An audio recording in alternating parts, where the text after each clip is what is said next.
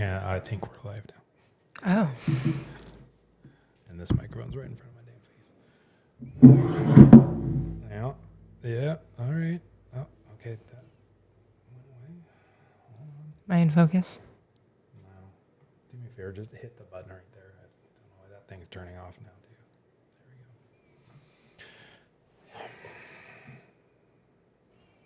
There we go. Things changed since last week. So. Hi, everyone. I'm not in focus. What? Yeah, you are. Oh. I am? Yeah. Okay. Yeah, you're good. Sorry, we're working out some technical details live. Okay, come on. There we go. There we go. Okay. Yes, it's working. There we go. Okay. Good gravy. All right. We are actually now live. Sorry, there are some things that I am not savvy enough to fix without actually streaming. I guess that makes sense. So there's some things that I don't know that are occurring until they actually occur. So bear with us on our second trial run of this. Trainer talks. I think I might have bit off more than I could chew. You don't say. I don't know. Sometimes I feel like this is a little much. So No. we could just go back to sitting in front of a phone, maybe, or do like Q&A some days. Those worked well for. Yeah, that was just a single camera. Yeah. And then once the talent left, then it was just post those whenever you want. So I digress. So look, we got all three things. Sorry for the microphone here, like blocking my face. That seems a little weird, but Where? this microphone's blocking my face from that camera. It's okay. Yeah, they're gonna come from there in later episodes. They'll come over this way. So they won't be there. But as it stands for right now, you're dazzled by all of the things, aren't you? Dazzled, I don't know if is the word. Dazzled. Yeah, it's not really the word. What's the word? Keep talking. Overwhelmed. Keep talking. I'm gonna listen. You sound like Overwhelmed. We have a lot of things. Hey, I'm glad that camera is getting used though. So. Yeah, that is good. Yeah. Yeah. Does that sound okay? Do you sound okay through these headphones? But that's what was happening last week. Is your friend there to help us tonight? I think I need to go back to that. So, sorry. The first few minutes of doing this is just for us. Like test. Yeah. 1, 2, 3. There we go. All right. Don't worry. In future episodes, this will get better. So, let me turn that up a little bit. Yeah, we should just talk about nothing in these first couple because someone's gonna watch it anyways, and we're gonna get the bugs out. We never talk about anything good, anyways. We'll have to repeat these anyways. Yeah, maybe down the road we'll do a better job. All right. Well, hi. Hi. Hi, sweetheart. Nice to see you today. Nice to see you today too. I've been in the dungeon all day. Yeah, and I've been up here in this dungeon getting all this stuff. Look at the fancy red light back there, though. I know, I like it. Yeah, it's pretty cool. And then you have I like that you turned all the lights off. Uh-huh. Mm-hmm. And then you have a fancy blue light back there, too. Yeah, I see that. I could change the color if you want. Yeah, blue's not my color. What color do you want? Green. Green? I feel like green would like teal. look a weird. Okay. All right, we'll work on that next time. Orange. I don't want something warm, maybe. Warm. You know what? No, you really have. Okay. He's going to do it. He's going to change it. Oh. How's red? Orange is good. Orange? Yeah. I'm feeling orange. It's September. It's like close to Halloween already, right? Oh. I shouldn't talk from across the room. Are you pumpkin spice latteing it already? I'm not a pumpkin spice fan, but I like pumpkin other things, and I just like Halloween. So, All right. yeah. Fair enough. Well, we got this going on. So I guess the one thing that'll remain to be seen is whether anybody can hear you this time, and if this maybe solved that problem. Unfortunately, we didn't get a chance. Long story, but I switched some software here, so hopefully that solved it for us.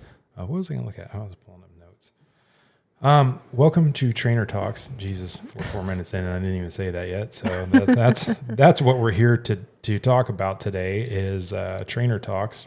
And what we want to talk about is how to save your sanity and take a effing vacation. I made a very pointed video earlier on Instagram. Oh, yeah. And, I didn't actually turn the volume on because I was sitting in front of Zoe, but I did answer your question. I think I was the only one that got it right. Of course you were. That's the only reason I had a baby with you is stuff like that. So thankfully. So the reason we wanted to talk about this is there's something you and I have discussed. It's probably our biggest struggle in the dog trainer biz, if you will, and is... Really quick, sorry to interrupt. Do you think that fan is causing any noise? No, I don't think it's causing any noise, but I know you want it off. No, I don't care. No, it's fine. I'm fine. I just No, was wondering if it's causing any audio background noise. No, these microphones are pretty awesome, so it doesn't. No, Okay. that's not why people couldn't. Next time I'll bring a sweater. I'm kidding. Yeah, because I'm going to melt down otherwise. My ass will be plastered to this seat. So maybe I need to do this for my new ice box out back, my new ice plunge. Yeah. That thing's cold. So this is a topic that we've talked about a lot, and well, we've struggled with a lot, both prior to us meeting each other, prior to us working together, running this business together. And then we finally were like, this is insane. Mm-hmm. This is nuts what we're doing to ourselves. We are just on a fucking hamster wheel. Why do we own a business? Yeah. Like, that's the question usually is like, why do we own a business when we can make our own schedule? What are we doing? Just running ourselves into the ground. Yeah. And I think that's what we talked about last week was, the entrepreneur syndrome and like, oh, I'm a business owner. That means I can just take as much time off as I want. Well, here's the cold, hard reality. If you're not working, you're not making money unless you have passive forms of income. And we'll talk about that kind of stuff in the future. How to make money while you don't have dogs staring you in the face and programs you can offer and online stuff. But realistically, how do you go? That's an awesome shot of you drinking. How do you go about taking time off? How do you create sanity for yourself? How do you possibly muddle through this whole thing and come out on the other side? Is she really awake? That child, that kid is just bound and determined. I for us to know. not She's be been able to asleep do for this. like 45 minutes already. Yep. Let's go ahead and hit record on that since I didn't earlier. So if we could do podcast stuff on that. Go take care of our baby, and I'll hold the fort down here. So. There you go. Bye. Yeah, look at. Oh, it's so empty in here without you. So. This is the way that it's going to go for a little while, folks, is if we want to do these really at any point in time, there's no good time during the day. Like, she's on a pretty regular sleep schedule. We're pretty good about things. We have her pretty dialed. But yeah, she's little. She's 3 months old today. Actually, she's 3 months old. And as much as we are like on a program with her and she's on a program, that program changes when she wants. So for the time being, Liz is going to be in and out until that kid gets on a little bit more regular sleep schedule. We thought we had it dialed today too. We thought we had it nailed. She held off on the earlier nap and put her down early, and the kid fought doing all of that. And then, she was good. She was out, and then not to be. So mom ran down to take care of that. We'll keep talking.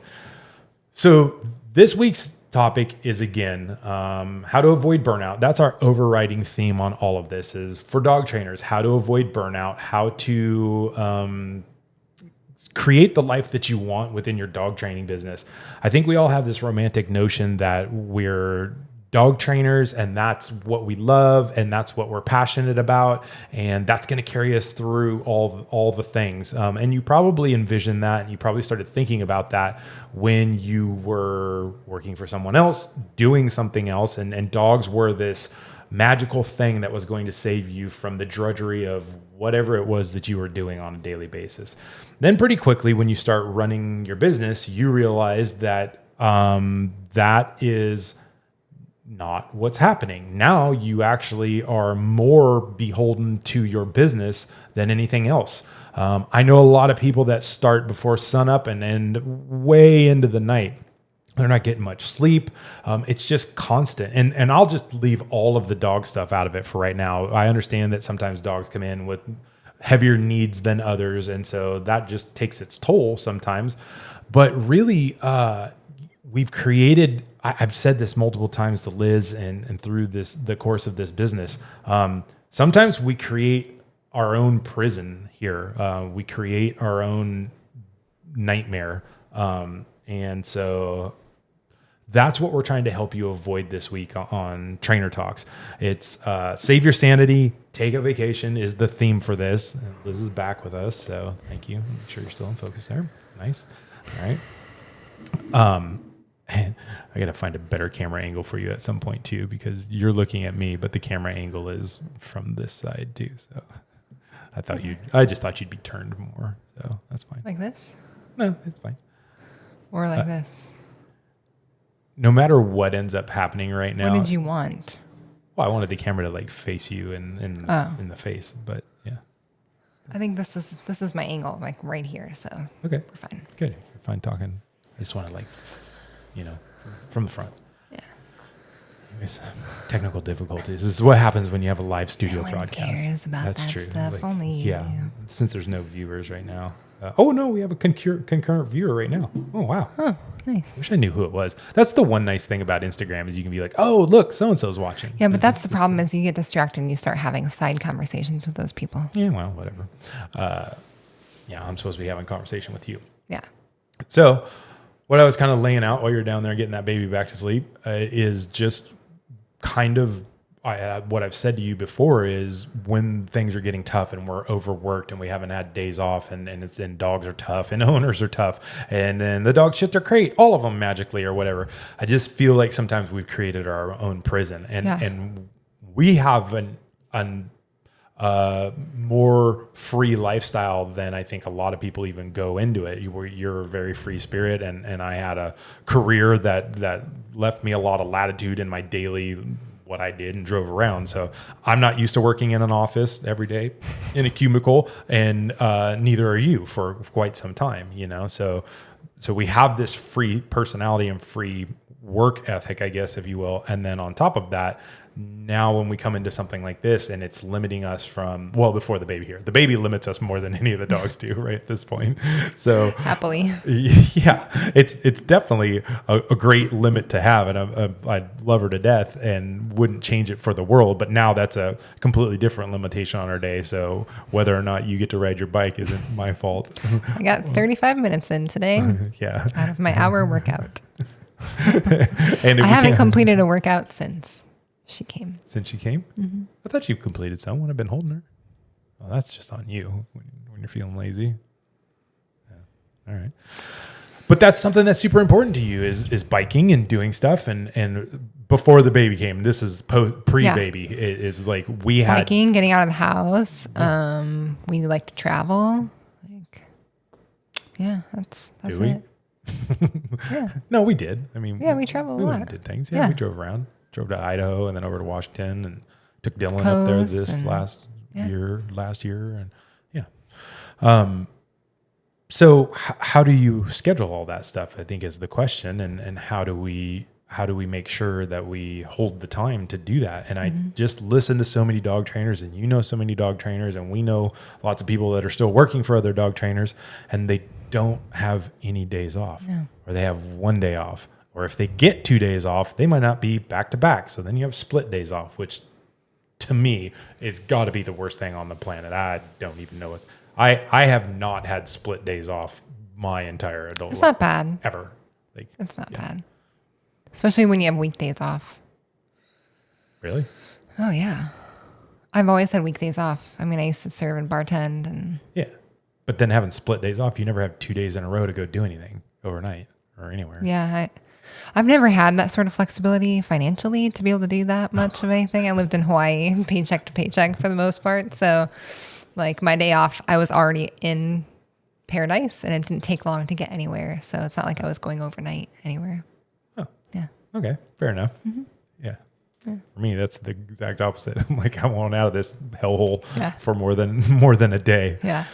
So then we come into this thing. I start running this business and then transfer into running this business as my sole thing. I don't work in law enforcement anymore and haven't for a couple of years. And then you were working for somebody else for a while and then started working up here and we started running this together. Mm-hmm. And then we were like, I don't know when it happened, but we were getting not necessarily overwhelmed, but we were like, we need some time off. Like we seriously are so busy. We don't even have a time off. So when did we say like Mondays are our day off? Was that kind of like from the get-go? Yeah, pretty early on we said we need to definitely take so we have 1 day off. That's like we set boundaries like pretty firmly. Most of the time we don't schedule anything on Mondays. If we do, we're kicking ourselves later. So 1 day off where we take no phone calls, no client sessions, we don't work dogs, and we try to go do something for ourselves. We try not to work in the office all day. But you know, sometimes we do because that's just who we are. But Mondays are kind of for us. They also happen to be our only date night. Yeah. It happened to be our only date night. That was pre-baby. That baby right there, I think now. We work on Mondays now too. And then how long did it take us to be like, okay, we need to schedule how we schedule now with dogs? Because we were taking back to back. Because I have to be honest, like I've been in a position where you're taking client calls and you're like, yeah, bring it on. Like, let's put as many dogs in here as we can. And then, oh, we have go homes here. Let's just overlap these dogs. We'll just have dogs always. And like, it just, you're like, you see the money and you see all that stuff coming in. And then all of a sudden you're like, I literally haven't had a day off in 3 months. So is my audio still bad? No, you're fine. I'm just trying to look at my notes at the same time and it's not working for me. So, yeah. So we got that going on. It's just technology. You should probably just have a piece of paper there. I intended to print that out and then, it didn't happen. I am a paper type, printed out type guy and then didn't end up happening. So. You could even put it up somewhere that they can't see. Okay, now you're getting out of control. Or I could leave it on the computer screen where I can look at it. But for some reason, I can't get the YouTube thing up as well. Yeah. So let's talk a little bit more about what that's like pre us figuring this out for us, because I think the way we were living our lives independently, I was running the business up here before you moved up and you were working down in LA for a larger training organization that had a couple trainers on staff, probably an intern at most times.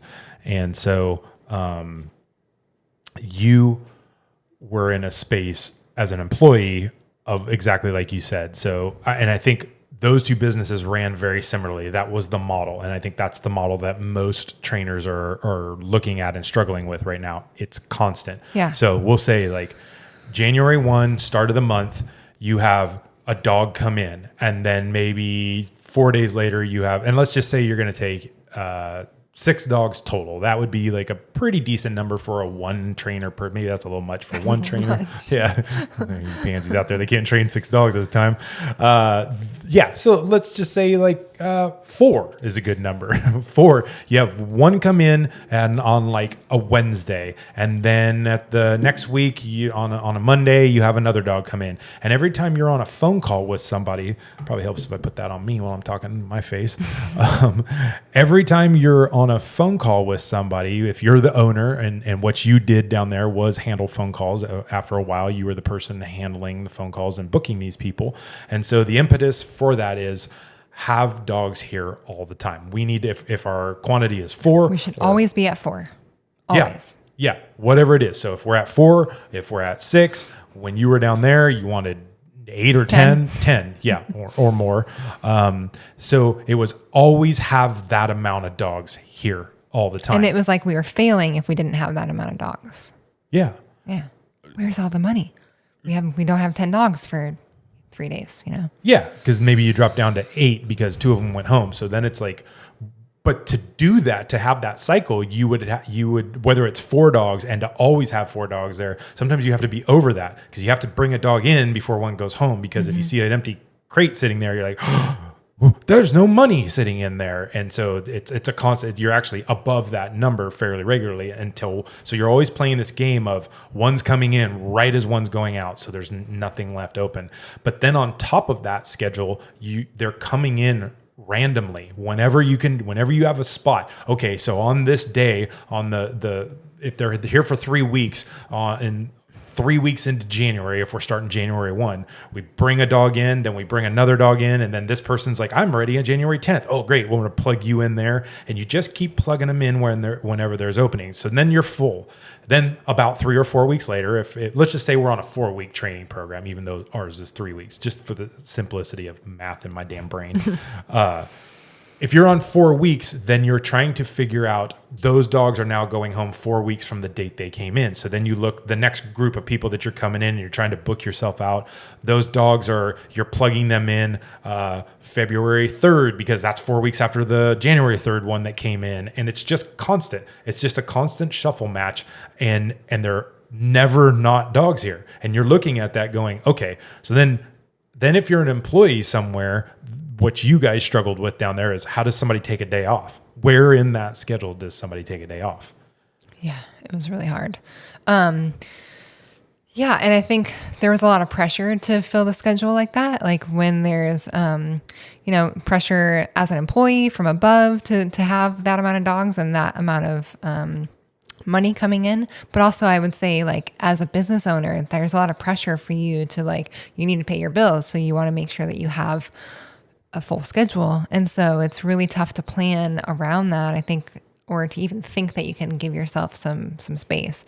And so as an employee, it was difficult. And I kind of understand because I'm an employee, I'm working. And if I was working a regular 9-to-5 job, I'd go to work Monday through Friday and I'd do my work and there's always work, right? Maybe on the weekend, there's no work and maybe you have to check your email Saturday night or something, or you just don't. But there's the work is always there, right? But with dogs, it's a little different. They are living, breathing beings. They have to be taken care of. They cannot just take the weekend off. Someone needs to let them out. Someone needs to feed them, even on the days we want to take off. And so, go ahead. No, I'm going to jump in there so you can get excited about something. No, what I was thinking is, so we're sitting here talking about a trainer that has more than one person working for them, or you work for another training organization.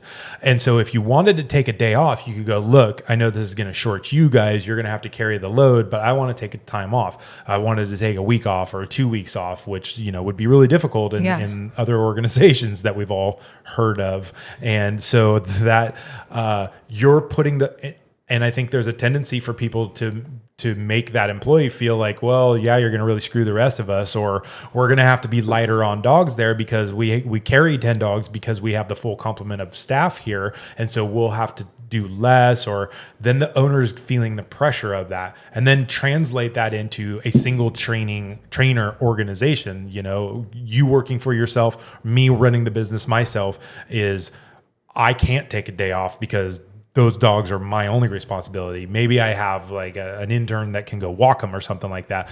But, depending on the client dogs, you're not going to have a pet sitter watch them. You're not going to have much of anybody. So you're responsible for that. So when on earth do you schedule a day off? Did you? And to be clear, our Mondays off, we still have to potty dogs. So it's not like we don't just let them sit in the crate. Yeah. Sorry. It's our day off. Fucker. So no, we very much still have to potty dogs, but we're really clear on that of taking that day off as well. And I think in future topics, we're actually going to talk about how we schedule our day too, because I think that's as important in the overall. So there's a couple conversations that need to happen in conjunction with this that we don't want to muddy up this conversation, but we'll throw them out there.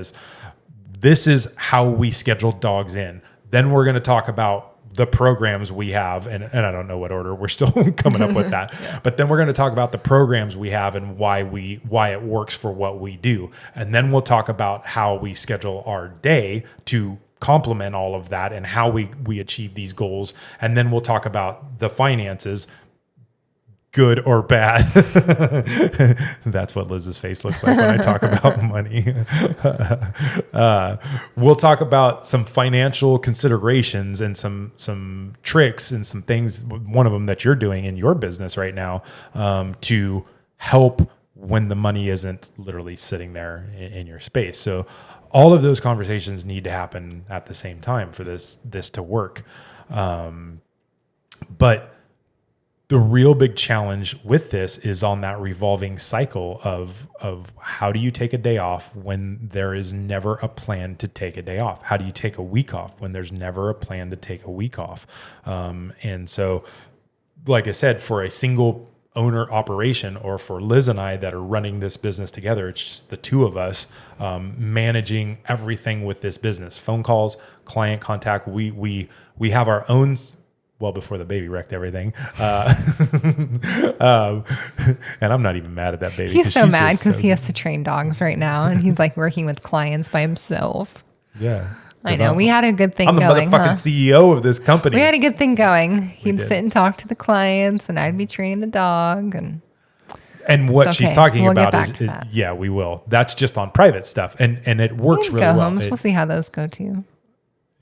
Yeah, I'm not even looking for these go homes there. So yes, I am running the show as almost a one-person operation right now. So I'm back in the saddle, if you will. But with Liz and I working together, it worked pretty well. Like I'd be on phone calls and doing whatnot, and she's responsible for the like daily training, and then I jump in there and help out here and there maybe. And we both potty dogs pretty regularly, cohesively, and stuff like that. So, so we're speaking from, this is our daily lives still. This isn't something we're pawning off to employees, and this is something that we have had to manage and figure out that balance for us and what works well in that thing. Especially as a couple.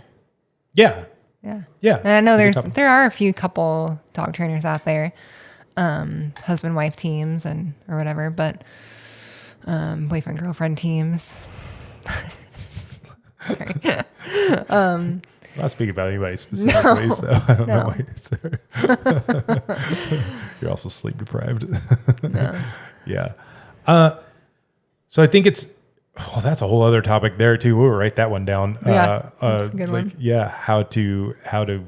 Well, we're still working on that one. I don't know if we're experts in that yet. Yeah, well, here's how we solved it. We had a baby, and now you just get to be mom, and I got to go back to work. So, the super important part about the schedule for us was, again, we both came off that hamster wheel. So when I had employees, obviously it freed me up to do other things, but I still had a full-time job that I was going to. So it's not like I had more time off, but I was really, really focused on building the business and doing the things that an owner can and should be doing when they have employees. You know, I didn't need to be there doing the daily hands-on dog let outs, and I'd try to help as much as I could. I didn't want to just be sitting in the house when they were like pottying dogs, but that seems rude.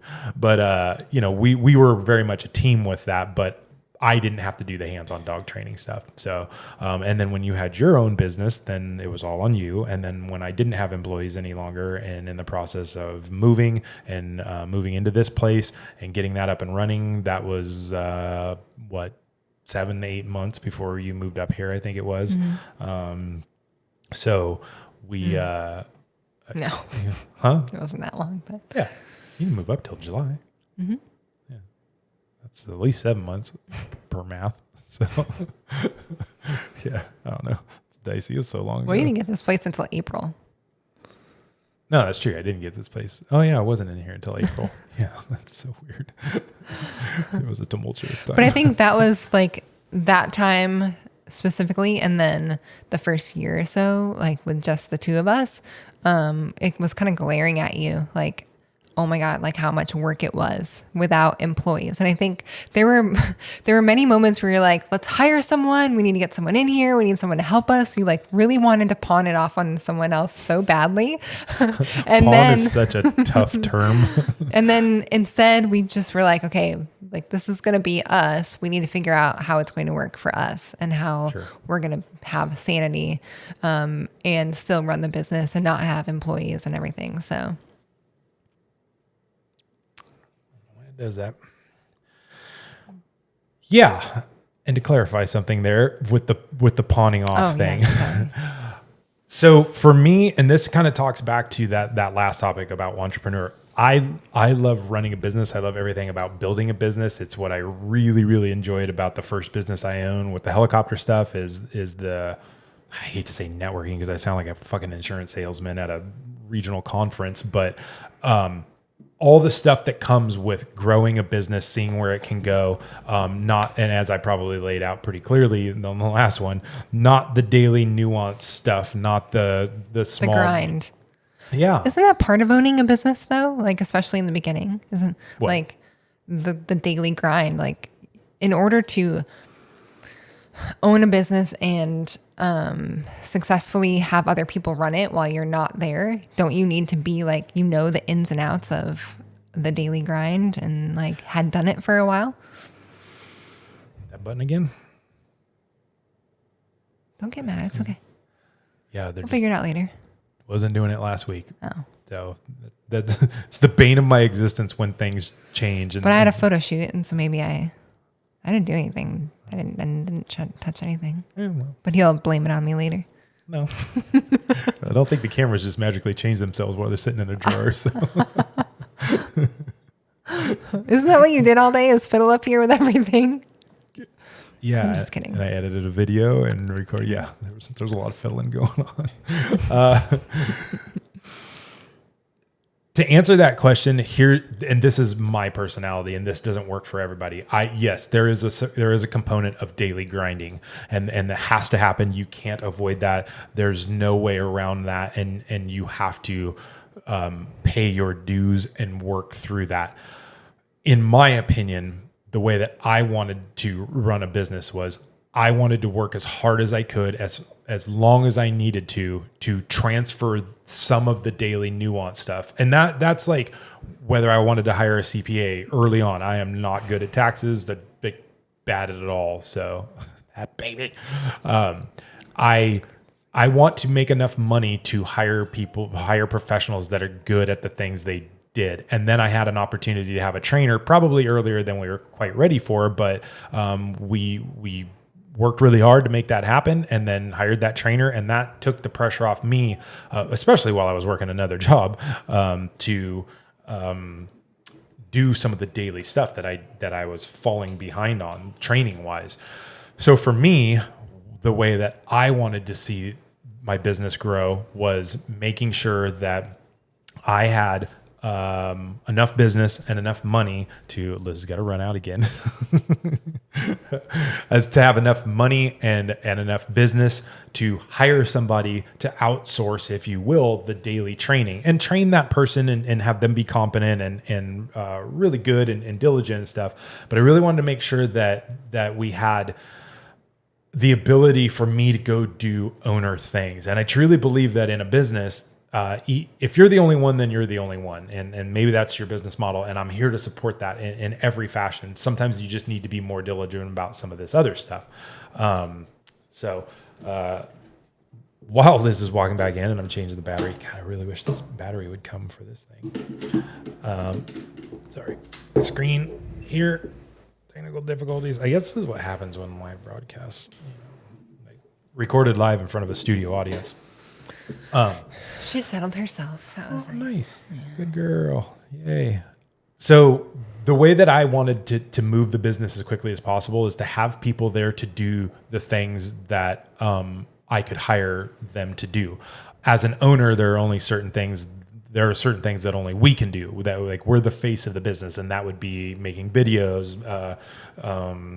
For me at that time, it was exploring other avenues of working with Sean and the Good Dog, and just seeing what became of that relationship over time. And then don't forget, like, for us, we have a whole protection side of stuff. So that was like trying to go and do seminars and build that side of the business and explore that growth and see where that went, and testing dogs and there's a lot that for me goes into running a business, especially the way that I would like to run a business at that time, which is make it big and possibly have other locations and do certain things like that. So if I can have employees there to do the other tasks that I'm certainly willing to do, and you do have to grind in the beginning, at what point am I being hampered in my efforts to streamline things? Now, if you want to be a sole purpose, sole proprietor, you're the person, you're the everything, that's fine.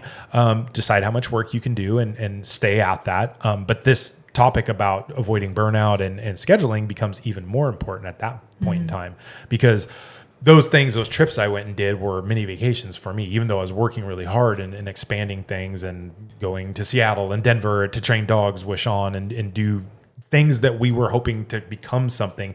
That's the thing for me of being an entrepreneur, is exploring those growth channels, exploring things and having the ability to go, I can get away to try this thing. So yeah, it's definitely something you do have to grind. And so if you have no intentions of ever hiring a person, then this grind thing becomes that's your daily life thing. I was more than happy to grind at two different, like a full-time working night shift in law enforcement job, and then run this business and do all the things that need to be done till I could, because I knew that was not sustainable for me either. Like, there's no way I'm gonna be able to do that for years on end. Yeah. Something has to give. And at the time, I had no intentions of retiring from law enforcement, and it would have been 10 or more years probably still to go when I first started the business. Yeah, somewhere in there. So that's the problem with that. And then same thing, like I had to start coming up with better schedules when I had employees too. So with that business, I actually scheduled them on 4/10s. It worked out really well. I was really adamant about them having multiple days off. And for the most part, they were back to back. They had 3 days off in a row. My first trainer, she was going to college, so she kind of had to split her days off just for her college schedule and stuff. But I came up with that schedule. Number one, it's what I worked in law enforcement. I couldn't fathom. Well, I do now, but I work 6 days a week, whatever hours requires. But I couldn't fathom like going to work and being in a cubicle from 9 to 5 days a week, and I have Saturday and Sunday off. Yay. And I get to start that rat race all over again. I had variable days off. I could pick whatever days off I wanted once I had seniority and law enforcement. And I worked at least 10-hour shifts, if not 12-hour shifts. And I liked that. I liked being done in 4 days. Sure, it's 10 hours, but 8 hours turns into 9 hours, turns into 10 hours anyways, depending on your job. Yeah. So I liked doing that, and I liked doing that for our employees and saying, for the first one that had college as well, it was like, okay, so if you're going to go to college 2 days a week, those can't be your only days off, because you're going to burn yourself out so fast that you work 5 days a week, go to school 2 days a week, and nothing ever changes. But that's like being an early 20-year-old something anyways. Yeah, I get that that's life sometimes. But if as an owner, if I have the ability to say, we can be smarter than that. That's great. Yeah. Yeah. Like, I know what's coming. So why not just avoid that? Let me give you a day off where it is just a day off. You don't have school and you don't have work, because we can get 10 hours of work. So you gave 3 days off and they only worked 10 hours. Were you like pretty adamant about like, you need to leave at the 10 hours, or were they staying behind training dogs? No, they were out the door. I was like, so we worked from 10 to 8, and I was like, be walking out my front door at 8 o'clock. You're done. You're out of here. Yeah. And now if they want to just chat and whatever, but like, don't be what gone. If you still had like, what if dogs weren't completely trained? Like, what if a dog didn't get trained that day? that's I think we can cover that super in depth when we talk about daily scheduling, but that is something that you got really programmed to. I'm just asking what you would do. You would send them home, right? You wouldn't make them train the dog. Correct. Okay. Yeah. That's and in 10 hours, if we got 6 to 8 dogs, what the hell is happening? You got a lot of time during the day, you know, and so especially when we had 2 employees. Well, like client sessions and stuff, but all right. Yeah, but even that, I handled more of the client sessions. Maybe they'd be kind of hanging out towards there, but I didn't need them to be at the client session type of thing. So, but you'd send them home. 100%. Cool. Yeah. Because that's the problem here. If we don't stick to those things, and again, when we have our discussion about our daily thing, we'll talk about boundary settings, not taking phone calls that night, not emails, like all of it. There's no end of work. It's never ending. It's the never ending work.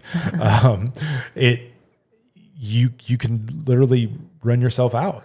So like, let's talk about that. Let's talk about kind of the effects on your yourself, like what long hours can actually do to a person. Oh, it destroys you mentally and physically. Yeah. So I was reading some things yesterday about, I think it was a National Institute of Health article. There were a lot of studies like put into the article, like lots of resources there. But basically, working, I think it was working 60 plus hours or working more than 40 hours a week consistently, or working overtime consistently, actually has a lot of negative effects on your health, not just your mental health, but your physical health. Like stress, you have more work stress, you have more life stress.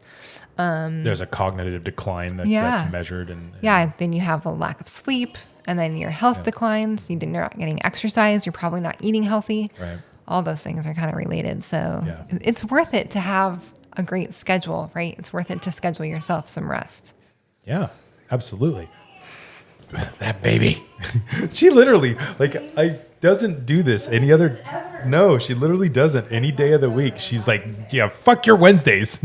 I'm here and I demand attention. So here I'll just keep talking here to myself. It's like my podcast I do. I just sit in this room at night and just talk to this microphone about my thoughts and feelings and ponderings and musings. So, so I can actually kind of expand on that a little bit. So to talk about the health stuff of why this schedule stuff and why is burnout actually happening? It is a physical manifestation. It's stress. It's lack of sleep. It's lack of probably exercise. I mean, if you're out walking dogs in the sun, that's a decent thing, but that's not exercise. That's like not being sedentary is a better way to describe that. So for me, really talking about long-term stress, that leads to burnout, and then the sleep equation part of it too. So if you're burning the candle at both ends and you're not sleeping, my background in law enforcement is also in aviation. I was in a helicopter unit for 10 years. So there are massive amount of studies within the aviation community on sleep deprivation and what it does to you. A lot of accidents and mishaps have occurred because of really shit scheduling on EMS helicopters parts. They'd have you work night shift one shift, go home. You had 8 hours in between shift, and then you'd work day shift, and it just they fucked people up, and then they were crashing helicopters basically as a result. So really for me in those studies, what stood out was something that actually we had to write into our policy because of some sleep deprivation issues that we were facing as air crews. After 19 hours of continual wakefulness, you're at the same impairment level cognitively, scientifically proven. You're at the same cognitive Oh, she mad now. You're at the same deprivation level as being a 0.08 by alcohol. When you do basically sobriety tests, they can determine your impairment level due to sleep, or having less than five hours of sleep in the last 24-hour period. So almost kind of one and the same thing. And then the thing with sleep and sleep deprivation, that is what's getting you guys and what's getting you in trouble when it comes to burnout is. It's called a sleep deficit. So let's just say that the average person needs 8 hours of sleep. And I don't give a shit who says what. I'm a person that ran on very little sleep, lots and lots and lots and lots. And just there's no biology that proves otherwise. So 6 hours is about the minimum for people. That changes as you get older. You need less. But really 6 hours is like the bare minimum, but don't even rely on that. 8 hours is solid, and some people need 10. So let's just use 8 hours as the benchmark.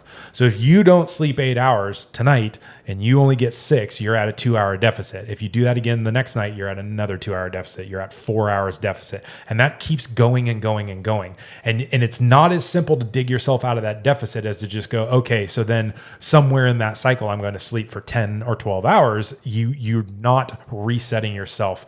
So this sleep deficit and this sleep cycle and this sleep problem is huge when you're working all day and then trying to answer emails and catching up on the stuff that's falling behind and having any kind of life. So I think it's so vital. And again, we'll really talk about that in a separate episode about how we can schedule our day, how we schedule our day to make sure that those things aren't happening, to take time during that day for ourselves, for our health, for our mental health. what our routines are there.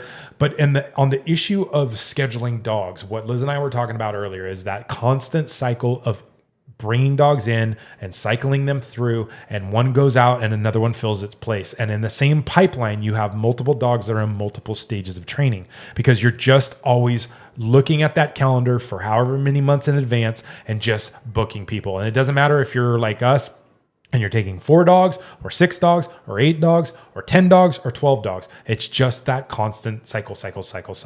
And I'm not talking about anything other than board and trains right now. Add private sessions in there, and then that just splits up your day even more. So, but when you have dogs here, and I think it's vital to training, some of the dogs need to be here with us, and some of the programs need to be that way. In our opinion, that works very well for us. You really, you will burn yourself out. And again, I'll have Liz touch on it more specifically for where she worked and what was happening down there, where there's just no days off. And I think some of their interns had 1 day off. Maybe that didn't even happen. I think at one point they were maybe not even doing days off. I'd have to ask her specifically on that. But even 2 days off, man, 2 days off is really tough if they're, in my opinion, if they're split. So trying to have 2 days back to back is really tough. Again, for us, we only have Mondays off, but I'm taking other days off from phone calls and from other things. And again, when we talk about our daily schedule, that'll make more sense. But the way that we bring dogs in and the way that we finally hacked this system is really simply they come in on a rotation. We were sitting there going, why are we doing this? All we did was recreate the hell that you were down in LA dealing with.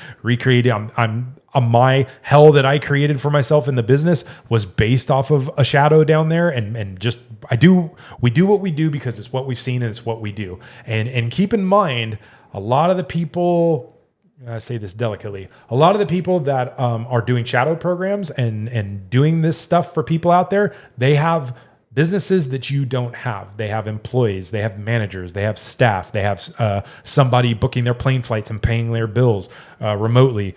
They have somebody else handling phone calls. And so the thing you see and what you're creating your business off of is not being run the way that you as a singular operator, or maybe with one employee to help, will be able to do that.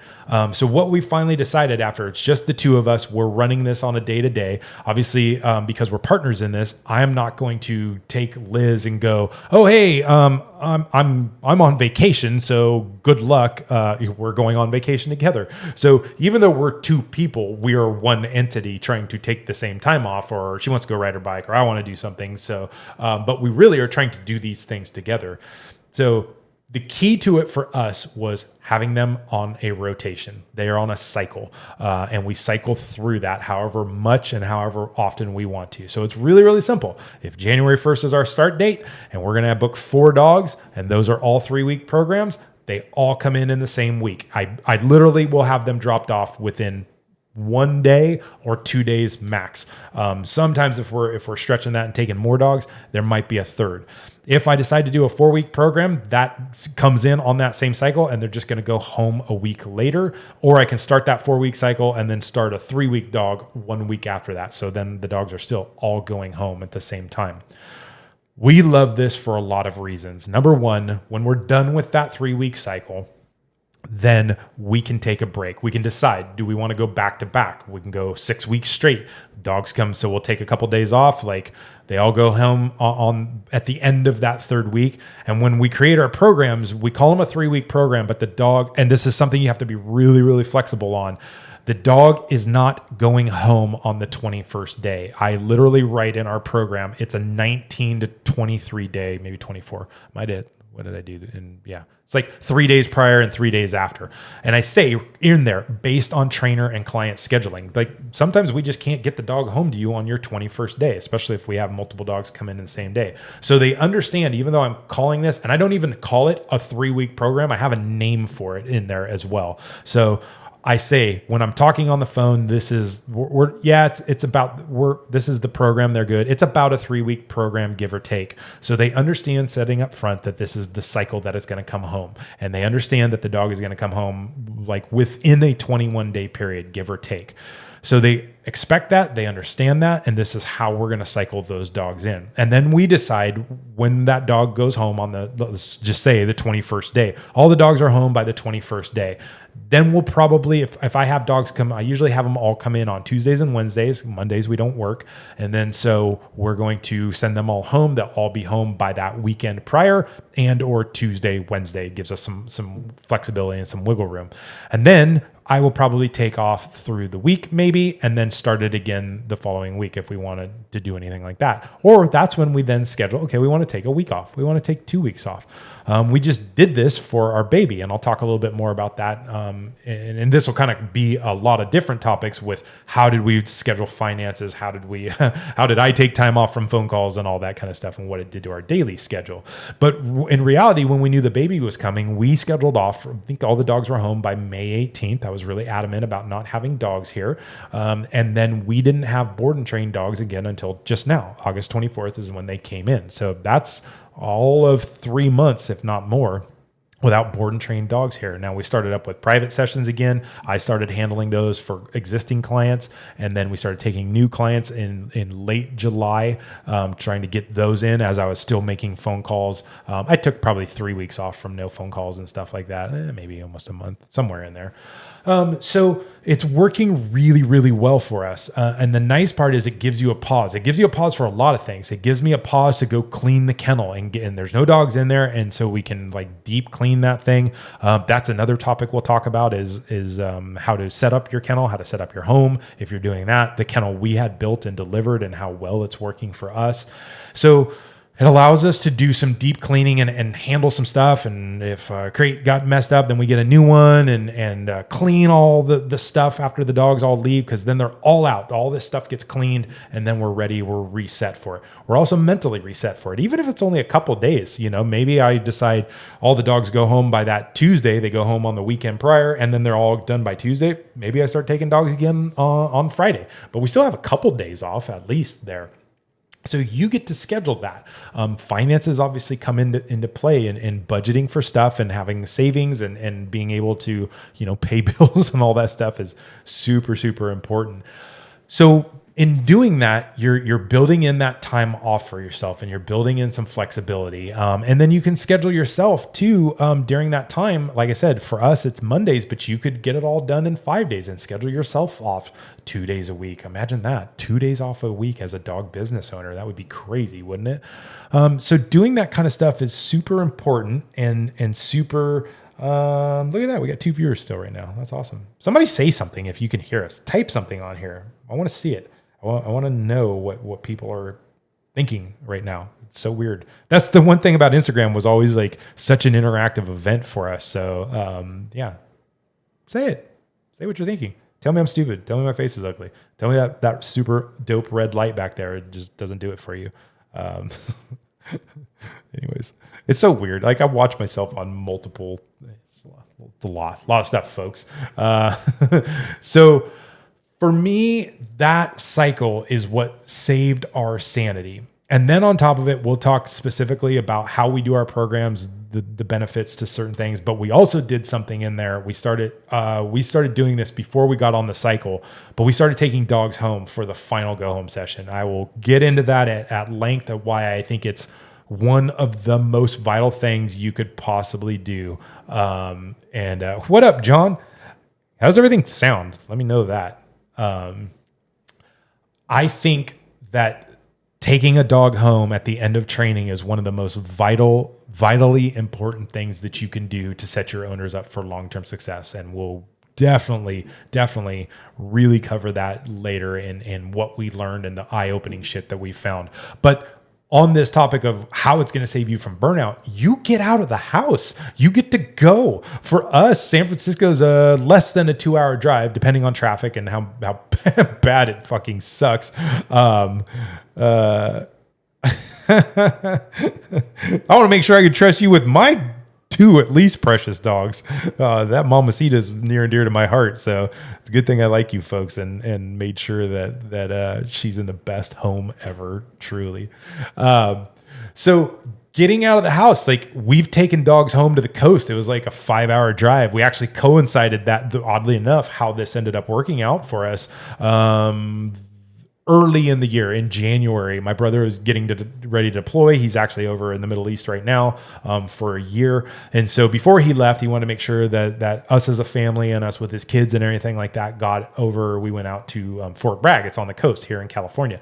And it's a bit of a drive for us. It's a good 4 hours. So oddly enough, just so happened we had a dog in training that needed to go home in Eureka, which is 4.5 hours ish or so from us, north on the coast. So we drove over there, did our go home session with the dog, dropped it off. That was the final dog in that training rotation. And then we drove down the coast a couple hours and hung out in Fort Bragg for the rest of the week. And we were off for, 6 or 7 days in there, and then went home and started our cycle again. So these things are vitally important. Scheduling that flexibility and taking the dog home gets you out of the house. And again, there's a lot of other benefits, but if nothing else, it gets you out of the space that you're training in every day, that you're interacting with clients in every day. And it helps avoid burnout and helps, you can hear that baby crying in the background. Sorry, I read comments there. This is the hard part where there's a delay in this, and then if somebody watches this back, you're like, I don't know. Do you see comments when you're watching it back? Replay? I don't know that part. Sorry, I read the comments there. Because I want it to be interactive. I want people to ask stuff in time. We'll have tens of thousands of viewers, I'm sure. So that's the goal for this. It'll be broadcast live to millions of people. Just kidding. If we get over 100, I'll be just like floored. It'd be crazy. So those are the type of things that you can do to help schedule that stuff for yourself. But I can't stress this enough. Training on a cycle. And I was super, super adamant about this. I didn't do it when I had employees, but again, I kind of talked about the schedule we had for them. We had them work 4/10s. They had 3 days off. When I had 2 employees, I actually had them on opposite sides of the week. So one had, we'll say, Thursday, Friday, Saturday off. The other one had Sunday, Monday, Tuesday off. I think that's the way I did it. Don't quote me on that because there was a school issue in there. So I don't remember what that was. We might have split that. I think it might have been like Sunday, Monday, and Thursday or something like that. But no big deal. We had 2 of them off. But if I had 2 employees that didn't have like a school schedule that I wanted to make sure happened, what I would do personally is have them work 4/10s, and I would have them work. One would be off Sunday, Monday, Tuesday. The other would be off Thursday, Friday, Saturday. So each person's getting a part of the weekend off. Obviously, like the senior person has the Thursday, Friday, Saturday, might be a little bit better schedule off. I don't know. But now they both have a weekend day off. They both have 3 days off concurrently. That in and of itself, if you have employees and you wanted to like really, really, really set yourself up for just an amazing work environment, is you have them there for 10 hours. You can get a lot of stuff done in that amount of time. And then they have 3 days off. They're getting a vacation almost every week. And if they're finishing, at like 8:00 at night, you can go, like, you could be in San Francisco by that evening and spend the night there. And you could be there, if you're off Thursday, Friday, Saturday night, you could be there Wednesday night. And then you could be there Thursday, Friday, Saturday night. No, you got to be at work on Sunday. So, but you could have like your mini vacations every single week. And then for me on that work schedule, what was awesome is Wednesday would be an overlap day. So now you have them both there. So you can do a lot of different stuff. You can take field trips with the dogs. That's kennel cleaning day if necessary. So that's a way that you can constantly like have people have time off. And then if you wanted, one of them could take that Wednesday off and you wouldn't impact the other person too much because you already have another person there. And so now that person has 4 days off per week for that week. That's a pretty significant break there to get out and recharge yourself and like do something different. Thanks, John. He said he does believe that the comments will show up on replays. So that's awesome. That would be super helpful. So that's in and of itself a scheduling thing that you could do without ever even bringing dogs in. So that's what I really, really implemented in our program. Liz talked about it. It wasn't well received or whatever you want down there. I'll let her kind of address that stuff more. So it didn't happen. And so they had people really, really running on burnout and really, no days off, 1 day off, just daily. And the days kind of just go on and on and on and on and on. And you have to be really careful about that. So then what I would do now also, if we had trainers working for us, if I decide to have people working for us again, not Liz and I, definitely would have them on at least probably 8s. I'm not sure if I would do 10s at that point in time or not. But what I really thought would be awesome is if you could do your rotating schedule like what we do, and then you have to budget for it. But you could have those employees every 2 rotations, so about every 6 to 7 weeks, give them a week off, paid, like go, just be free. These aren't your normal days off. And in reality, especially if you had them on 410s, you're only giving them a couple extra days off. So these are the type of things that will avoid burnout with employees for long periods of time. So that might be out of the realm for a lot of you that it's just you grinding every day, just you doing this. So I really, really encourage you. I really, really encourage you, if you're a single dog trainer operator here, to work on a schedule. Hold on.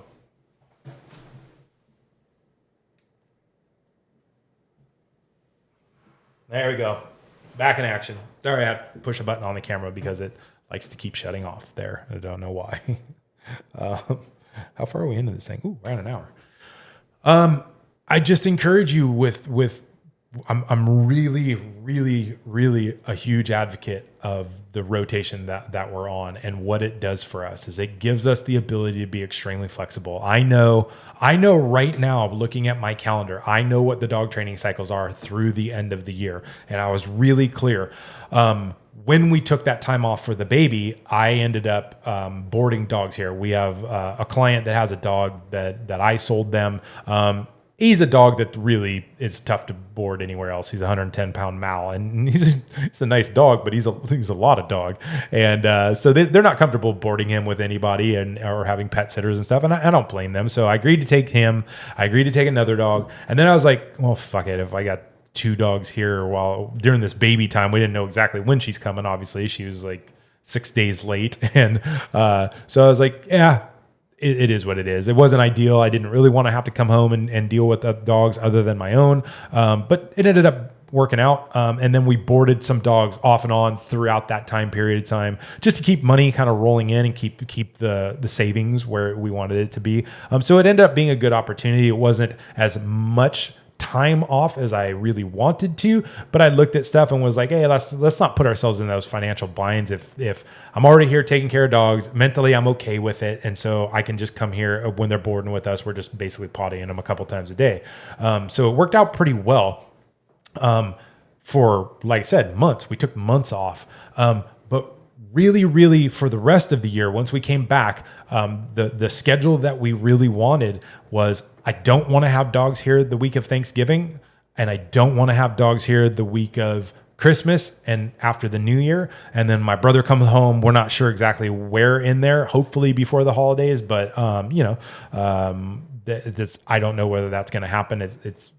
It's possible, but not likely, I think they're saying.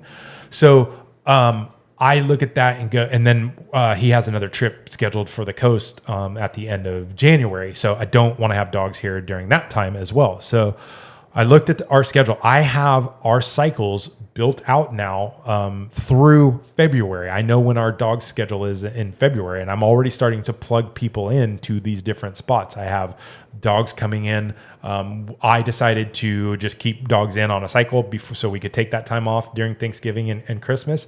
So I have dogs coming in right as these dogs are leaving. We have that cycle starting, I think, like October 6th. And then I have a 4-week dog that I told the person, this is the only time you have is October 28th, and that'll be home right before Thanksgiving, or you got to wait till February, because I'm not taking dogs. There's no 4-week time periods in those breaks there. So there's only the 3-week thing. So we have those 2 schedules coming in, those 2 cycles coming in. I have a cycle in November, a cycle in December, a cycle in January. That's it. and then obviously February, and we'll figure out what is going on then. So, to me, that's vital. I know where we're at with finances. I know what we're doing comfortably. I can take another dog if I need to. If I'm a little worried about finances, you can push yourself in that fashion. But there's really no reason with the programs we have set up and the rates that we're charging. There's no reason that we can't do this. And we've been really successful. We've been doing it for quite some time now, and it's been amazing. That's the scheduling side of it. That's what helps your sanity. That's what gives you time off. That's what gets you out of the house. That's what gets you a dog-free zone. If you have your own personal dogs, then obviously you got to have those taken care of. But our own personal dogs, I have a dog sitter that I'm super comfortable with watching our dogs, and she's amazing and is comfortable with the type of dogs that we own. And so that works well. So then I don't have to worry about the dogs. That is a whole other topic for another discussion as well on how many personal dogs you have. So that number ebbs and flows for us. And so we need it to be on the downflow.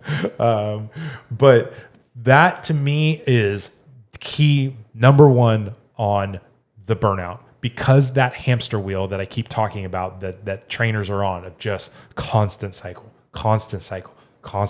There's never not a dog there. Or if it is, it's only for a day or two, and then you're back at it because you feel guilty, or you're watching your bank account, or I don't know, all of the different things that are occurring there. So you really, really, really, really, I encourage you to try this and look at it. Shoot us an email, goldhillcanine@gmail.com, canine spelled out. Shoot us an email on more info about this. In time, we're going to be building some courses and stuff. We're going to have some free literature. We're going to be doing email lists, subscriber lists. We'll have blog posts on stuff. Trust me, I have a whole thing for this live broadcast deal that is coming. It's just we're getting our feet underneath us, making sure the technology works. Cameras don't keep shutting off. This camera works when it's supposed to. Liz's camera shut off. That's just the way it goes. Damn thing. I don't even know why it's doing that. So we're really oh, look, you got a sweater on too. Let me turn your camera on there. Is that your back of the room? There we go. Is she all mad? Gas bubble and a wet diaper, and then I thought she'd snot in her nose, so I was like doing the whole squeegee thing. Well, it's not a squeegee, but she hated that. Yeah, I would hate that too if you jammed it up my nose and tried to suck my brains out. So all right, that's why she got worse. Yeah, I heard got better. She was big mad down there. So I covered our schedule, all of that. Okay. Yeah, I mean, you could probably attest to a little bit more, like personally, before the last topic while we're wrapping up is going to be the not how we cycle the dogs in, but the benefits of the cycle as well. Not just time off. I already kind of super covered that. Taking the dogs home, how that gets us out of the house, and how we've actually scheduled trips around some of those dogs going home and stuff when they're farther away and whatnot. But most specifically, we'll talk about like what the cycle benefits of training really are here in a second.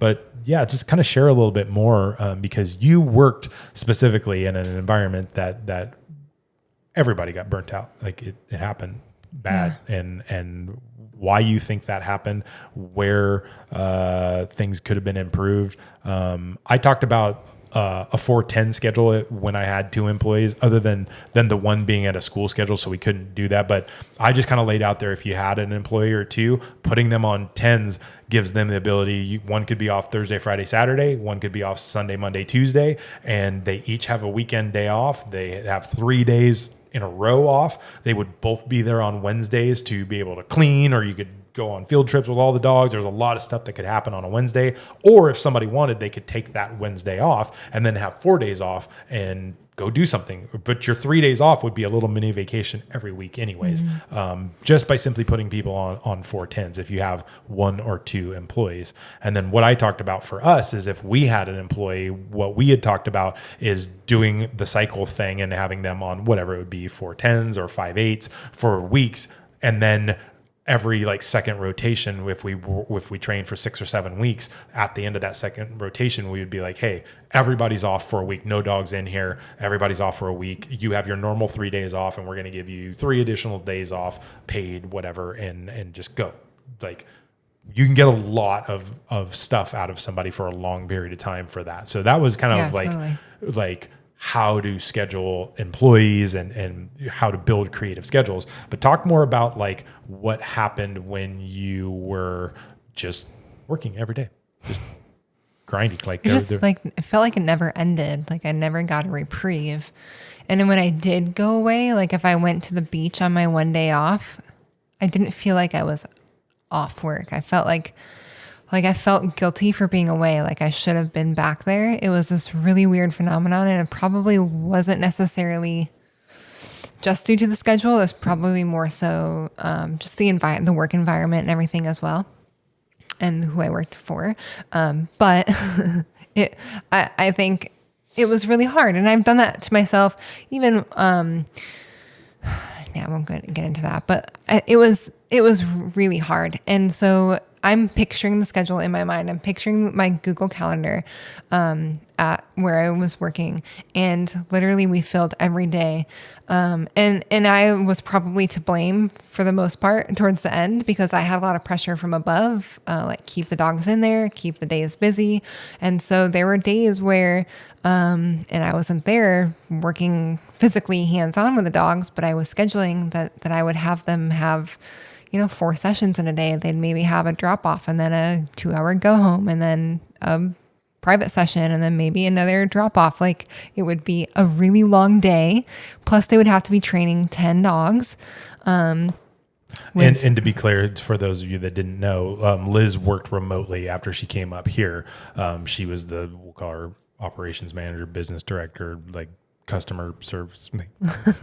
Never quite made it clear, but you were in charge of talking to every client, booking them, figuring out what program they needed to fit in. Number one, booking them, scheduling them, getting all their paperwork to them. And I was doing it while I was there as well. So, but I was basically to blame for the busy schedule sometimes, but not ultimately. But you worked it while you were there too, so it's not like a blame thing. You lived that cycle and that hell, and then just kept doing the exact same thing when you left, because that's the way it's done. But also that I think a lot is my personality. Even working like in the food and beverage industry, like you work your tail off for a certain amount of time, and like you go, and that's a lot of fun and like thrilling.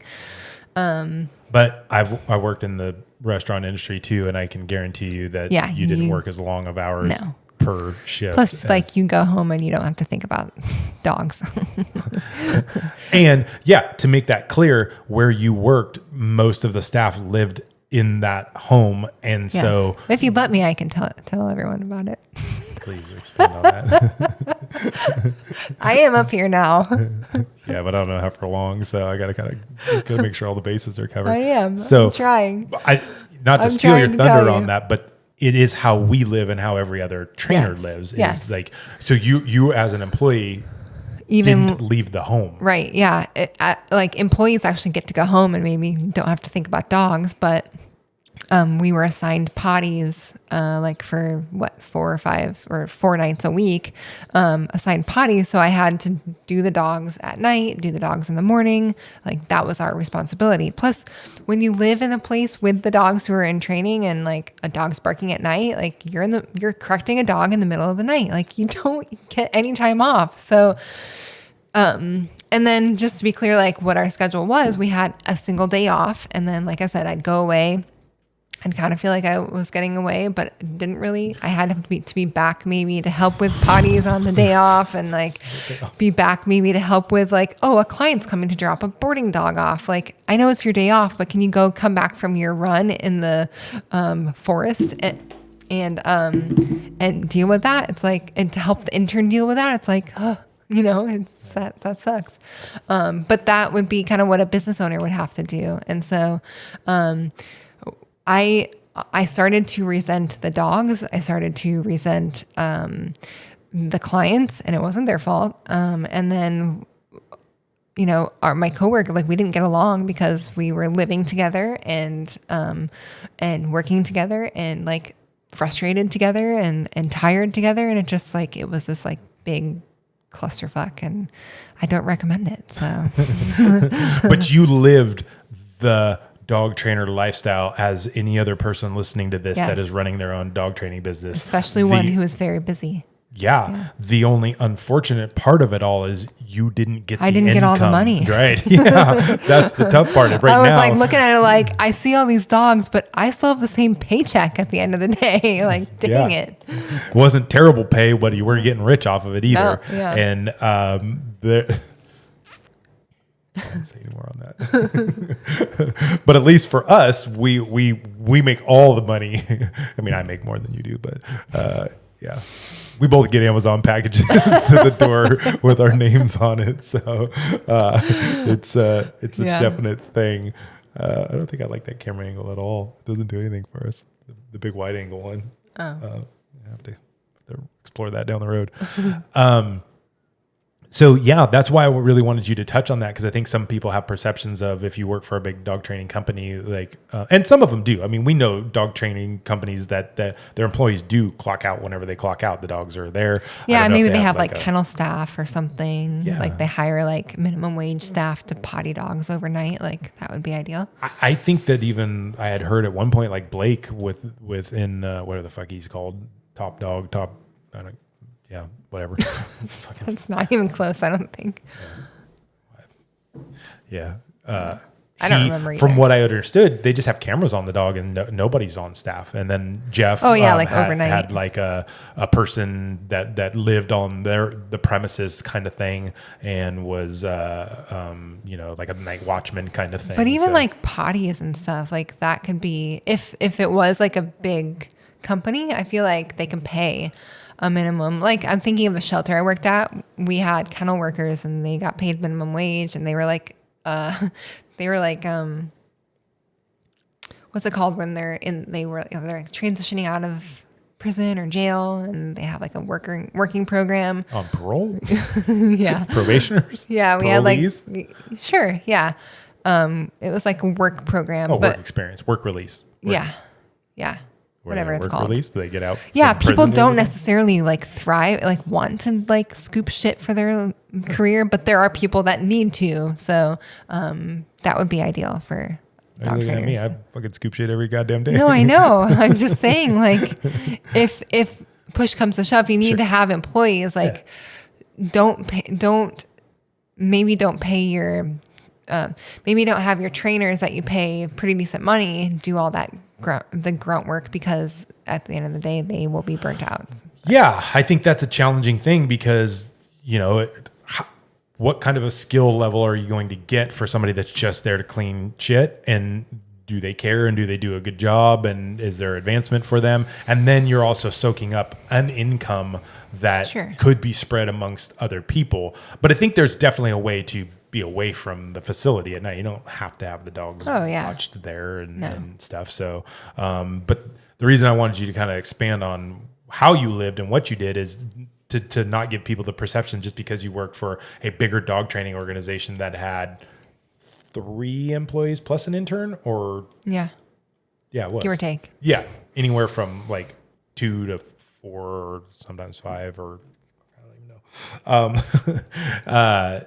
You guys all lived there, so your daily life and your daily experience was literally like a single dog trainer business owner. Yes. You lived that. You didn't get away from that, and you personally only had 1 day off. Yes. Because you didn't ask for 2 days off. Until someone asked for 2 days off, and then I was like, "Oh, 2 days off? That's a thing." Did you get 2 days off at that point? Mm-hmm. Oh, okay. Nice job. Somebody paved the way for you. So then like, that definitely like took its toll on you guys, And so that was really, really tough. What do you think having a schedule like what we're talking about would have done? Well, as the person that built the schedule, was that feasible? Could you guys have been with as many people as you had, as many dogs as you had? Could you have cycled them in and had like 2 to possibly 3, depending, I mean, this is all a freak out I think thing. totally, yes. I think, yes. I think it would be hard thinking about the amount of dogs and then the amount of go homes, like thinking about our schedule, and like when we have 3 to 4 dogs and we have to get we have 3 go home sessions. So we have to get all those go home sessions in a certain amount of time. And that week is just packed. I think it can happen. I think it would have to be broken down into like, I don't want to get into the logistics, but probably breaking it down into 2 different cycles. And so they might like overlap a little bit, but you could definitely plan out after, let's say 7 or 8 weeks, you could go, every dog goes home by this date and nobody is here for a week. And then we come back and we start it all again. Yeah. I think that would be really beneficial. I think with the work that we're in, it's not like, again, they're living beings. They're not, we can't just clock out. And so you have to be able to schedule time away from them. Otherwise, you burn out. It's not fun. And you end up hating your job and resenting the dogs in front of you. And that's not kind of why you got into the business in the first place. So, yeah. And then so on a scale like that, it actually becomes more challenging than what it does for us. So we'll talk a little bit more specifically about that. When the dogs all come in at the same time, then we're all in similar phases of training, and then they all go home at the same time. And because we're only training 4 to 6 dogs at a time, then that week gets a little busy, but then we're done. And we're also in that mode. So that's one of the big benefits that we really like to our cycle is we're in, like right now, this last week or the week prior, I guess I should say, was in drop-off mode. August 24th is when dogs started coming in, and they all got dropped off within a day of each other. There are some 4 weeks here, and there are some 3 weeks. And then I just had another 3-week dog dropped off. Was that yesterday? I don't even know what day of the week it is. This is Wednesday. Yeah, which is weird for us. That is weird for us, but because we have some 4-week dogs here, that can work because they'll still all be home at the same week, right?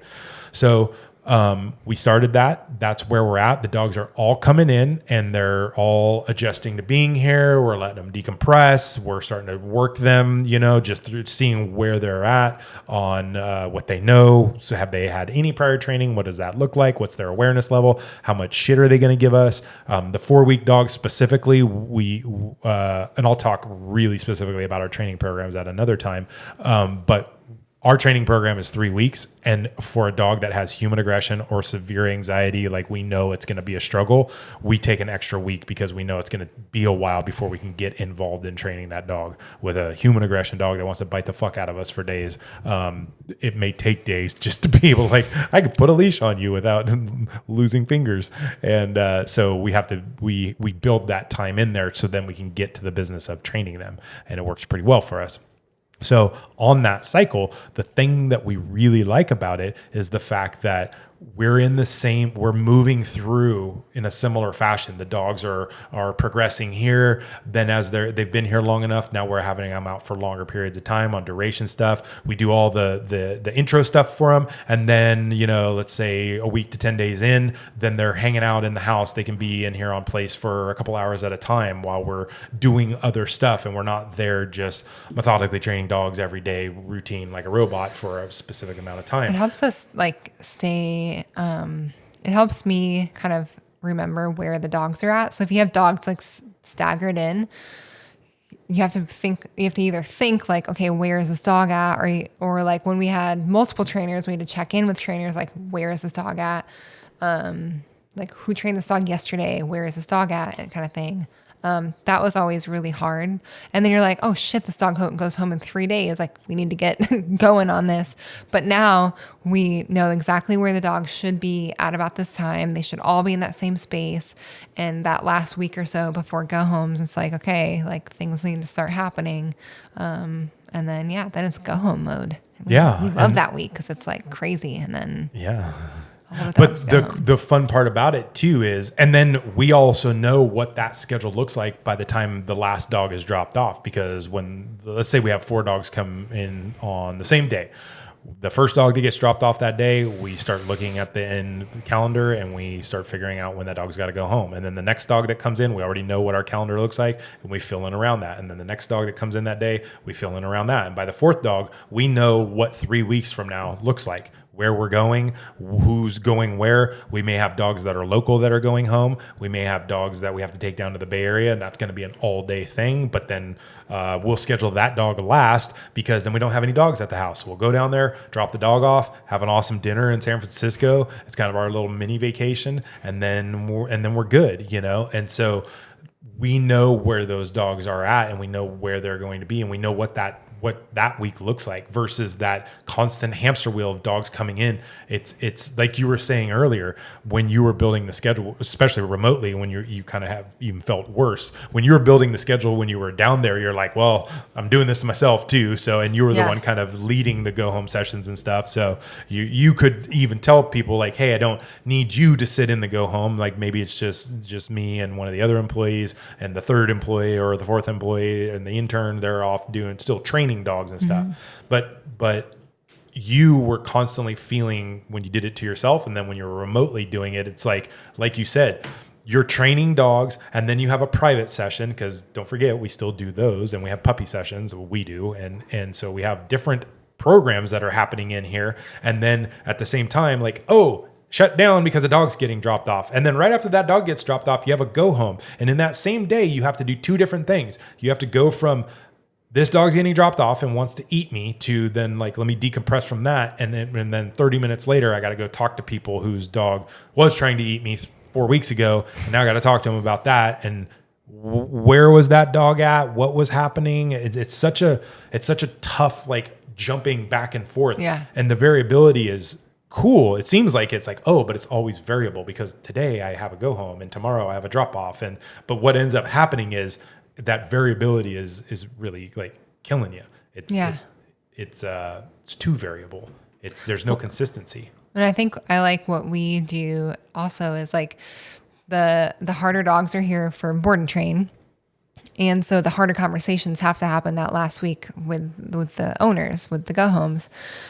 So you're kind of in that mode. And then the 2 weeks prior, 3 weeks prior, we have like puppy sessions and like private sessions and like things that are like really light and airy and help us get through the day when we're training those harder dogs, instead of like always having tough conversations, always having tough dogs to train. You're just like continuously into this really negative space with owners and dogs. And I don't see how you can ever get out of that unless you're scheduling it like we are, where you have like all this light and airy stuff, you know, in the first couple of weeks, and then like the hard conversations towards the end, and then a break from that. Yeah, too. And if you're not doing that, then let's say you bring 4 dogs in, you can have 4 dogs at a time, and each dog comes in a week apart. You always have a dog that's in the beginning stages of training, and you're always like, oh, this time where they're not used to the crate, we have a little bit of a hell for about a week, and then all of them are moved through that, and they're way deeper in training, and they've got all that snarkiness worked out and stuff, instead of like just when you get the one good, then here comes another one, and it's like constant refresh, and then they're moving through, but they're cycling back through, and you never have that reprieve. For us, it just starts, we move through it, and then it ends. And I think one of the keys that you just brought up is that fact. So again, you know, because we want to have topics. If we're going to do this weekly, we got to have 52 topics a year to talk about. And like, God damn, that's a lot of stuff to talk about. But we want to talk about how we set our programs up. And then we'll talk specifically about our training philosophy and what we do during that. So for us, just to kind of touch on it briefly, is owner, what do we call it? We call it our aftercare program. It starts with, we email on an aftercare manual.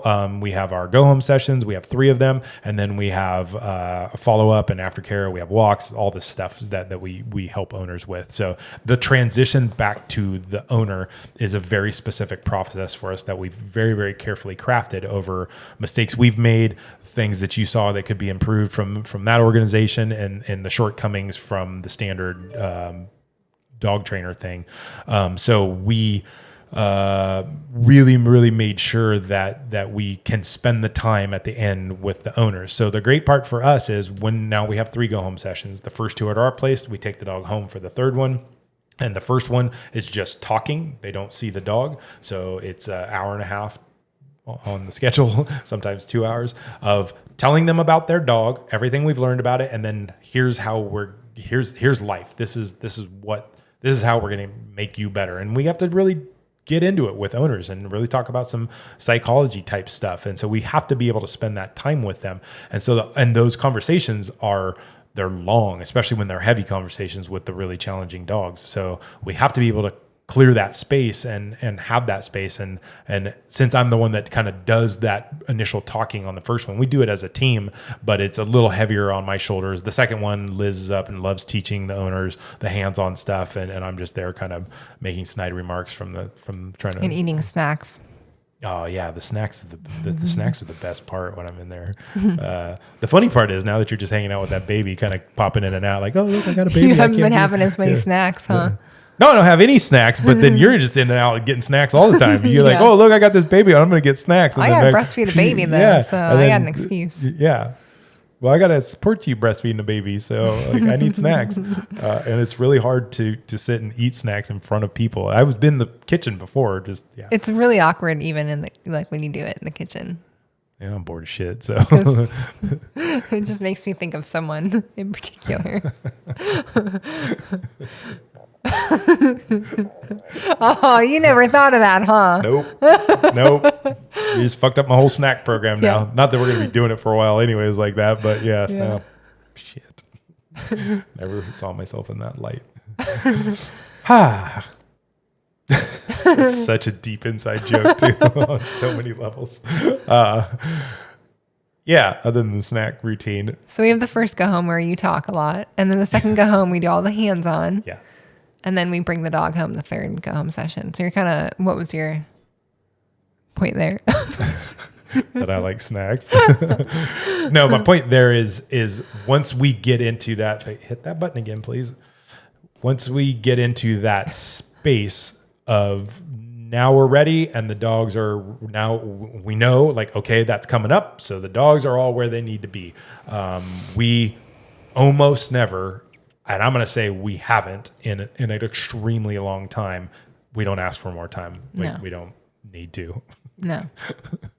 We never ask for more time. We never ask for more time. If I say it's 3 weeks on the phone, you're getting your dog back in 3 weeks. And I could say like, we did get caught recently on one. There was a 3-week dog here. Oddly enough, when we had to go out of town, when we were going to I told him that our coast trip with my brother and stuff and how we dropped the dog off in Eureka and went down the coast. We had a dog get dropped off that was supposed to be a 3-week dog. And it was, and she wanted to eat us real early on. Oh yeah, that one. Yeah, that one. And it caught us off because we were not sure. It took a solid 4, maybe 5 days of that dog wanted to eat my face off going in that crate. And we were like, if we cannot get to a place like tomorrow, we're going to have to call these people and this is going to get dicey. Because normally I would just say, hey, this popped up. We didn't know it. The dog's here for 3 weeks. We're just going to keep it for the 4th week. That's on us. That rarely happens for us. Anyways, if I hear any hinkiness, they're on 4 weeks as it is. This dog just caught everybody off guard. Yeah. The owners, all of us. And so we were like down to the wire of being able to start training with this dog. And if the dog didn't start picking stuff up in training, if it was like going to be as difficult to train as it was to even handle, we were going to be fucked because we didn't have an extra week to have the dog sit here. The dog had to be home because we had 2 options. The dog was going to travel in the van with us Yep. to the coast and hang out there. And I was like, I don't even know if that's a really good idea. Or we were just going to send the dog home to the owners. It would be really close to being done with training. They'd never had any aggression issues with it personally. And then we were going to bring it back to finish what we needed. So thankfully we found our way with that dog and it all ended up working out. We told the owners all about it and stuff, but, after the fact, She's still doing amazing. Yeah, she is. They like send us, videos and stuff, and it's like awesome, but it's such a challenge. The only reason it was challenging was because we had that hard deadline of dogs got to be gone. Yeah. So for me, that week of now we're going to transition to doing go homes, and we're in a mental space, and obviously there's still training being done. That's where we're getting them out in public a lot. We're taking field trips with the dogs, so we have some proofing stuff, but really they're basically done by that second go home because the owners have to see them and they're ready to go and they're going to be back at their house within a matter of days there. Very rarely are we off that program. We try to schedule that second session within, I would say, a maximum of 5 days out from the dog going home, like being back at their house, and usually more to like three or four, or sometimes 2 within 2 days of that. It's kind of the final thing. But we can have that first conversation, the first go home session after the dog's been here for. This is going to be super challenging. It's after 9. This is going to be super challenging. Mom was over there yawning and then making me tired. And I'm just like, I got a fucking Jocko fuel in me and I'm ready to go. I'm hitting my stride. I've been But up it's till 2 just a.m. one topic. I mean, we're good. We're We're at an hour and 30. That's fine. We'll wrap this up. I think it's super, super awesome to be able to switch gears and have that space for owners and go, I'm not worried about getting you out of here because I got another dog coming in an hour that, is going to eat my face off and all this stuff. We're there for them. We're feeling like refreshed. We're at the end of this training journey, the 3 or 4 weeks where all that work's been done. We're happy about it. Liz is always stressed on if the dogs are good enough yet, and we've had one to prove us wrong. Oddly enough, the one that struggled the most is the one you didn't get to do a go home for. The dog that went home because it was baby time, like not baby time, but like went home, and that go home was that dog is a shithead, and long-term shithead. Yeah. And so we're not here while training, just out in the world. Yeah, the owner dog relationship is just so challenging for this young girl, but good for her. She's actually putting in a ton of the work, and they're going to turn it around. It's just, yeah. So, but it's like a great culmination of our efforts for those weeks of now we're done where we can see that. And man, like what an amazing feeling when we're like, if we have 4 dogs here, when we're taking the first one home and the second one home. And when that 4th dog goes home and we're just like, we're done with dogs. Mm-hmm. Yeah. We're just like, it's so liberating. And even if we only have a handful of days off after that, it's just like, oh yeah, you breathe easy and you don't have to think about. And the kennel is pretty much empty. Like, oh, that's just a nice feeling. Oh yeah. And we get to clean the kennel because dogs are out of there, except for our own personal dogs that are still there. No, I talked about that before. There's only one in there, like Bonehead, and hopefully he's going to have a home soon. But yeah, that's when we clean that whole thing and like sterilize and sanitize everything. And it like gives us a reset. And it's not like, how much different, well, I know how it was here, but how much different was it to constantly walk out in the kennel where you used to work and just never less dogs, maybe a little bit, but then when you had boarding, you had way more in there. So then you'd have a lot more. And then it felt like when you're at your normal training capacity, always pottying a ton of dogs. Yeah. Always. There's never not. And you just like constantly, you walk out there and see lots of dogs and you never have that. Versus for us, we walk out there, like you said, that night coming back and we're like, there's no dogs to potty. Oh, we only have to potty Bonehead. Bonehead's our own dog. Yeah. But like letting our couple dogs out to potty at that point in time seems like this is easy. This is it. We just let the little 7-pounder out and he runs around and follows your dog. And then, we let Mags, our Rottweiler, out and we're done. Holy shit. You go from like pottying lots of dogs to like, this is great, and it honestly puts you in it's such a great psychological arc for a business and for a single person. And I kind of mentioned when you were out tending to that baby, that even though there's 2 of us here, we actually work as a team. It's not like 2 employees here, or I'm an owner and I have an employee and I'm like, I am going to take a vacation, so you hold down the fort. Like we try. Well, what was that face again? We do that sometimes, but that's why we're here for each other to do that. But we also go away together.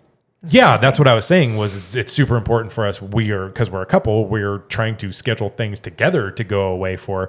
The few times I've gone away on my own was to go like move my daughter in, which you actually ended up even joining me up there, and then visit her on like a weekend and stuff like that. I think I did that once or twice last year. And then I visit family and you tend to everything. Yeah. No, you did. Like that was awesome for you to get away. And that's being a partnership, that we can do that for each other, and you don't have the same thing of like, well, hey, I'm the owner, you're the employee. Let me go on vacation, you hold it down, or my employee's on vacation kind of thing. So that is a dynamic for us that we have, that we're partners. But even though there are two of us, we are a single entity, basically. Correct. Yeah. We're like a single owner. Right. So even though we have a division of labor, which definitely helps on the working side of things, we function in essence a lot like a single trainer operator business. So I don't know. You have anything else you want to add? You were out of the room a whole lot. No, I think you probably covered it all. I probably did. Talk for an hour and 40 minutes. So. As always, we really appreciate you tuning in, watching this live, seeing how all this stuff comes together.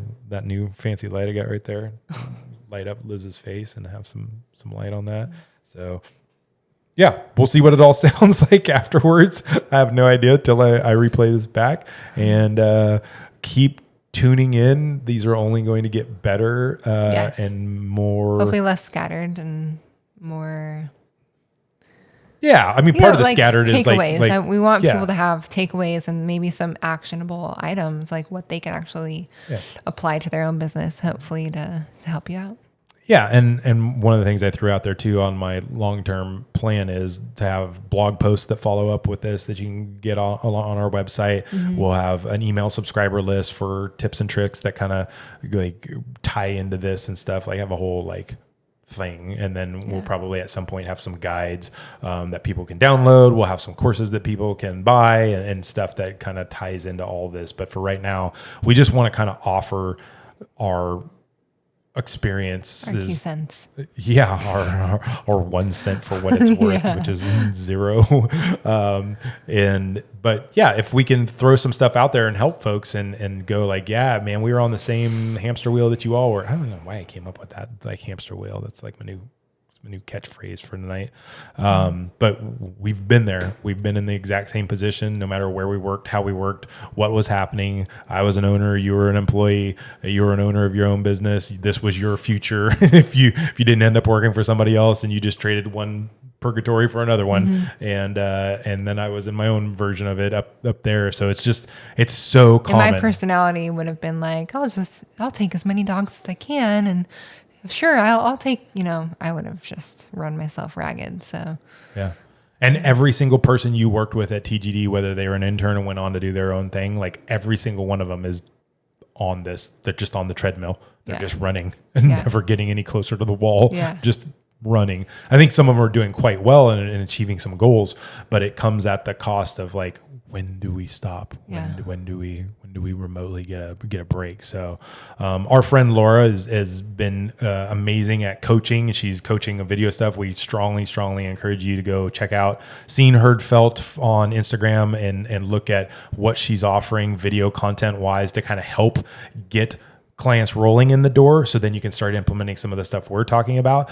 But I think in the coaching I've been doing with her, she's the one that kind of really, because she's talking to so many dog trainers outside of our sphere of dog trainers that we know, and she kind of really highlighted how everybody's struggling with this, and our little view of the world kind of gets narrow, and we've been living this like awesome lifestyle now for a while that I kind of forget, like, oh shit, that's right, that's right, I forgot there's dog trainers. And then, not to just make it dog trainer centric, we have a buddy that owns runs a business with his family. It's a powder coating business, and he told me the other day he doesn't remember the last time he took a vacation.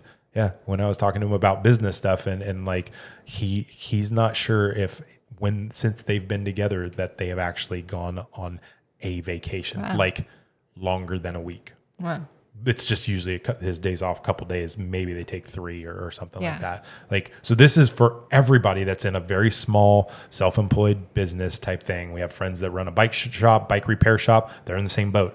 One of them wants to go visit their mom. He's got to leave the other one doing all the work, and they can't shut the place down for them both to be gone at the same time. And so this is applicable to a lot of people. But specifically for us, we have a lot of friends that are out there training dogs. We have a lot of people that are running businesses, and it's great until it's not. And then you start hitting that wall. And the things we talked about that are causing burnout, lack of sleep, working too long, all of these different things. And then this constant in the dog training, it's unique. I was talking to that person that I used to talk to a lot. I was feeling that this is interesting because, especially the way we run our business, we don't have any like repeat business other than boarding. We don't have continued packages to sell people. So there's not another industry I can think of where every single customer you have has to be a new customer every single time. I mean, maybe somebody gets another dog years down the road, or they just get a second dog that wants training, but that's pretty rare. They keep buying your dogs and having them trained. Yeah, that's you, John. We're pointing at you when we say that. Oh no, yeah, I was thinking the other one, but John too. Oh yeah. That nice lady who treated every single dog she owned and sold her 2 of the 4 dogs she owns, and now we have our dogs here for boarding, and we love customers like that. But other than the boarding stuff, every single customer has to be a brand new customer. And if you think about that, like real estate, people that sell real estate, the guy that I used to do my real estate, he'd been in this for over 20 years, and he'd sold people's and homes and bought new homes with them multiple times over that time, because in that 20 years, you may buy and sell a couple homes. And so this is always new business. And with that is that dynamic of constant. It's just constant. And you have to keep feeding the machine to keep the lights on. And so hopefully we can offer something tonight and in future episodes to help with that thing, burnout. That's the whole focus of this, is helping to avoid burnout. Yeah. You're super awesome. You're burned out right now. I'm burned out. Yeah, you're burned out. Right. Poor lady hasn't slept. And then she's also when she hits the wall, she's done. Mm-hmm. What I know about my lovely Liz is that there is no pushing past there when you're tired. For you, fatigue is like, and I talked a lot about fatigue when you were gone, dealing with the baby that's keeping you fatigued, is Liz stops functioning. So she just done. No more cohesive thoughts. No more like. Yeah, I'm just kind of staring at you. You get that look. I'm glassy eyed. That's what it is. Yeah. So. On that note, thank you all. We appreciate it. Hopefully this is valuable to you. We're going to keep improving every week and keep coming up with better ideas. Like I said, if you have an idea as it stands right now, and you can throw it in the comments here. We had a great comment last week from someone, and I already made notes from that person that watched that and had some ideas and some thoughts on what she wanted to see. And we're going to be covering that stuff in future stuff. So Stay tuned. These are only going to keep getting better with, like better lights and things like that. We're heavily invested in it. So we have 2 more lights coming next week. Oh my God. Yeah. All right, guys. Have a good one. Where are we going to put the extra lights?